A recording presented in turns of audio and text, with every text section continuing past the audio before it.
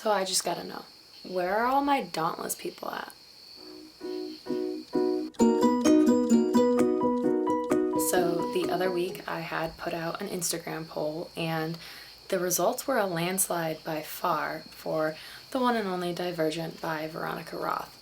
And the wine I have picked for this book is kind of a stretch, but I picked a Cabernet Sauvignon by the Dreaming Tree, and I picked it because this tree right here kind of reminds me of the symbol for amity. I don't know. Okay, so I am going to give this wine a 3 out of 5, and I don't want that to sound harsh. It's just not a wine that is intended for what I'm about to do with it. So this is going to be a little rough. So this book takes place in the future dystopian society. There are 5 factions. There's abnegation, amity, candor, erudite, and dauntless. And each one specializes in a different emotion trait, thing that you should have. Abnegation is known for their selflessness, amity is known for peacefulness, erudite are the intellectuals, candors are the honest people, and the dauntless people are the brave, fearless, somewhat reckless ones. Our main character's name is Beatrice Pryor. She goes by Triss, and she's 16, and when you're 16, you go through a test of sorts. This test is called the aptitude test. What it does is essentially determine which one of these 5 factions you belong to most. Should you stay where your family's faction is, or are you better suited for one of the other ones? So it's Beatrice's turn to do the test. And for a test that really shouldn't be failable, Triss managed to fail it because she goes to her test and the lady giving it to her gets the test results and she's like, oh no, walks out of the room, comes back, and Triss is like, what? And the lady's like, you're divergent. You're all of the factions in a way. You can't fit into one, so don't tell anyone this though. It's not good. Because of course no one knows about these divergent. It wasn't an option, but she made it an option. So now the lady's like, tomorrow at the choosing ceremony, just choose one. Beatrice also has a brother named Caleb, and he, I guess, is also 16. I guess I didn't realize they were twins, but I guess they are. I must have missed that part. Caleb chooses erudite. Her turn comes up and she picks dauntless, to everyone's shock. She goes straight from the ceremony and jumps on a train for dauntless, and like literally has to jump on a train. They get to the dauntless compound and this guy is like picking on her, insulting her because she's from abnegation. So she's like, screw you. I'm gonna be the first to jump down this like 7-story pit into the we can't see what. I'm gonna do it. And so she does, and she just jumps. There's like a net, and this boy named Four helps her up. So this is kind of about the time that Triss starts to realize that she may have made a mistake in choosing dauntless, because dauntless is kind of really hardcore, and the leader guy named Eric puts all of the initiates through a like 3-phase test, and if you don't pass and rank in the top however many, he kicks you out of dauntless, meaning that you become factionless, which is essentially like our version of a hobo. You're just left to fend for yourself and essentially like starve. You're kind of left to die. And so Triss is now like, oh my gosh, I really have to bust my butt to prove myself and do well so that like I don't become factionless. Phase 1 is like shooting guns, and Triss does like pretty well, so like that's cool. But phase 2 is like a hand-to-hand combat brawl fight, and so she does hers against Peter and ends up in the infirmary because he kicks her butt. But later that evening, Eric and Four, they go and take the initiates out for a game of capture the flag. Triss and Four go and start climbing a Ferris wheel, and they're doing things, and she's being great and stuff, and she ends up winning the game for them. So she impresses Four and really pisses Eric off. Along the way, Triss makes a friend named Al, and he's like he's sweet, but he's like not very dauntless to me. The next activity is throwing knives, and because he does so poorly, Eric makes him stand in front of the target and is like, we'll throw knives at you. So Triss volunteers to take his place, And she stands there and 4 has to throw the knives at her. Then it's time to fight again, and Triss absolutely annihilates this girl. But then there is like a parent visit day. Her mother takes Triss aside at one point and asks her about her rankings, like how she's doing. And Triss is like, how do you know about the... And her mom's like, listen, have Caleb do some research on the serum. You're gonna want to know about things and whatnot. And then it occurs to her, oh my god, I think my mom came from Dauntless.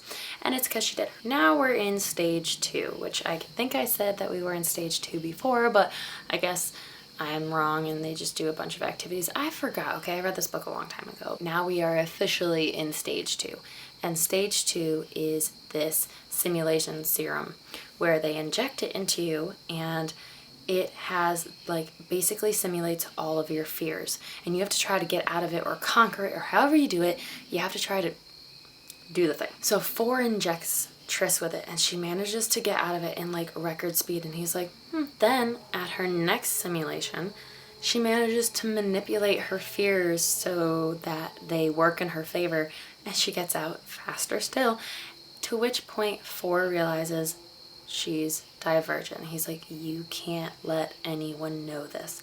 And she's like, yeah, I kind of got that. But Tori tells her that her brother was killed by Dauntless leaders because they suspected him of being Divergent. So it is like very imperative that she does not tell anyone she's Divergent. So because she's Divergent and able to manipulate these simulations, she ranks first at the end, leaving Peter in second. So he is pissed. And then when Triss is getting a drink of water, she's like kidnapped, brought to this like pit that just plummets to the center of the earth. I don't know. And she's kidnapped by Peter and his cohorts, and they're straight up trying to kill her. 4 comes to her rescue and saves her and brings her back to his room, and he's like, you need to feign weakness. You need them to think you're not as strong as you are, or they will catch on. But here's the catch. Al was one of the people helping Peter try to get rid of Triss, and he did it because he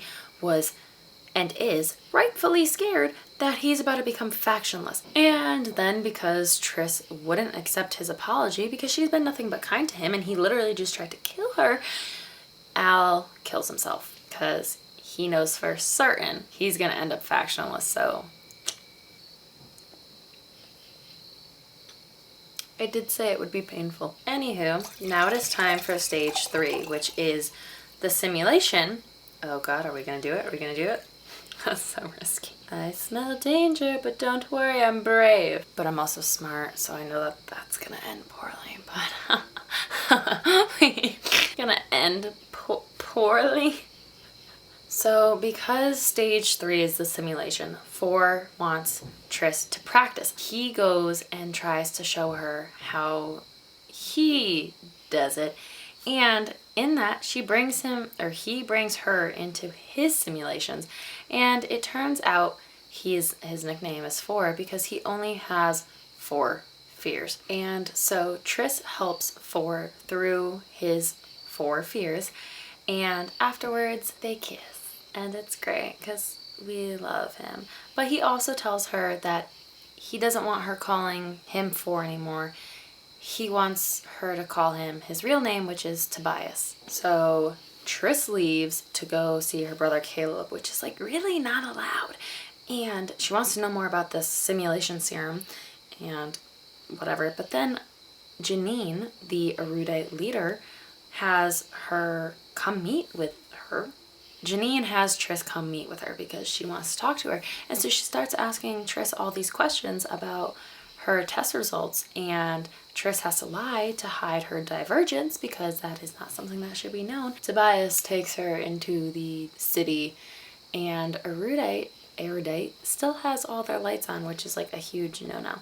And so it's then that they realize the intellectuals are trying to take over the planet. So the third and final test and phase of this is that the initiates have to go through their fear simulation in front of a panel of judges and the other initiates. So it's Triss's turn, and she's got 5 fears. Crows, kidnapping, drowning, burning, and sex.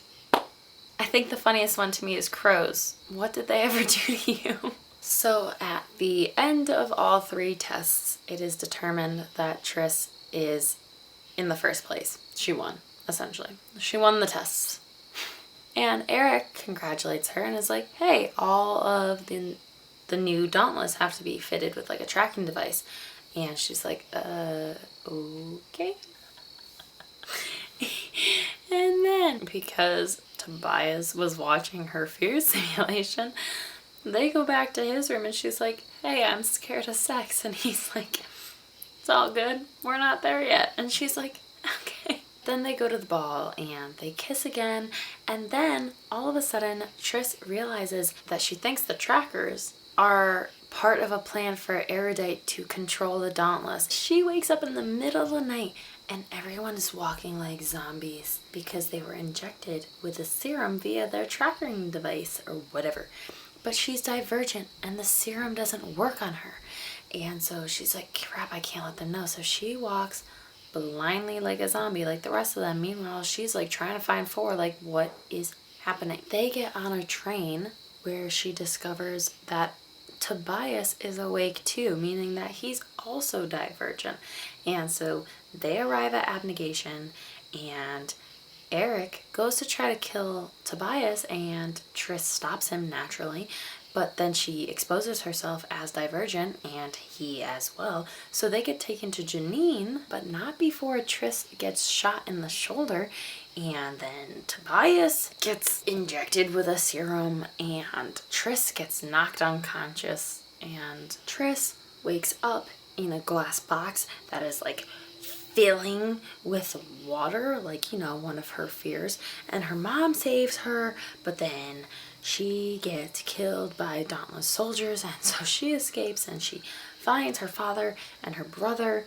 And Marcus, one of Tris's father's friends, but he's also Tobias's dad, and Tobias has a fear of him. That's one of his 4 fears. And so Tris, her father, her brother, and Marcus head to Dauntless Compound to try to break the serum control or whatever. They find Tobias is manning the computer, so they struggle. Her dad dies. He snaps out of his trance, and then his father's there. So Tris, Tobias, Caleb, and Marcus escape on a train heading to Amity, hoping for refuge. But that's where it ends.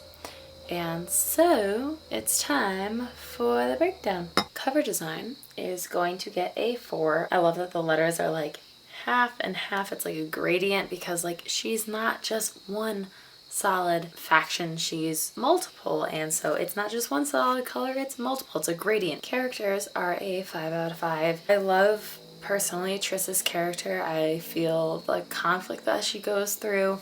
Her fears are dumb. Tobias is cool, his fears are legit. You have a lot of different characters and I think that's a given being the type of novel that it is, so 5 out of 5. Plot is also a 5 out of 5.